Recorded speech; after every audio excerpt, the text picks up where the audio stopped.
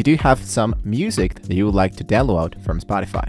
If you heard that you found yourself in a spot that there's no internet connection, wishing you could still listen to your favorite tracks. So I'm going to show you how to download music from Spotify so you can enjoy them playlists offline, anytime and anywhere. Before we begin, please keep in mind that downloading full songs and albums for offline playback requires a Spotify premium subscription. So if you're using the free version, you can only download a podcast.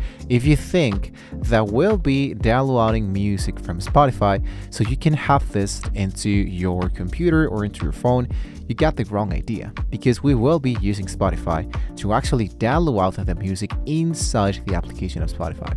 So the most easiest way to do this is to look out for a song that you liked the most.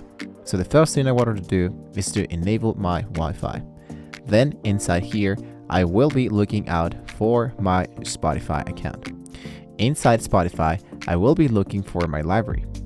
Inside my library, here are all the songs that I do like to have directly into my computer. So here, I will be selecting one song. Inside these songs, I will be going for right click or these three dots, and here you wanted to look out for the element that says saved to your liked songs. When I select here this specific song, I will be having this specific button. So here, this means that this song is appearing now into my liked songs. But if I wanted to save this into one specific place, you will be having this option to look out for download. That means that if I clicked for one album or one song, and if I go for the element that says download, I will be having access to all of these songs without having to sign in to internet or into my computer. What I just need to do is to go into Spotify, and this song that says download will be now available into my computer.